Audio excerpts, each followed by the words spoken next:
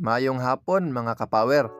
Naabot na gid ang boom truck no nga gidrive ni Bus Tata Inclan para mag-assist sa mua diri sa barangay Lumayong, Kabakan.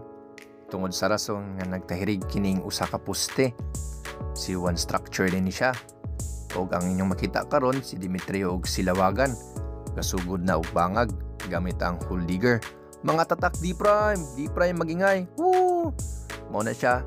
Nabali mo kuning punuan nining poste ha guys tungod sa rason nga sigkabasa og tubig. Amo lang na siyang ipatindog usab, sayang pamampod tas kayo kung amo lang ilisan. Kana siya paadto na siya og Kabakan og kaning sa Pikas paadto na og Carmen.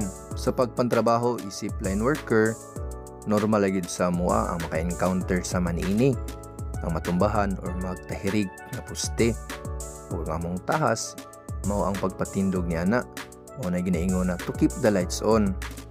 Ang dili normal guys, kanang gihatag na nimo tanan sa yaha, imong gugma, pitaka o gimuhang ATM. Pero biyaan yapon ka.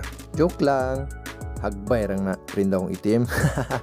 So mo ni guys, nahuman na gyud na mog pagpatindog ang poste nga nagtahirig ganina.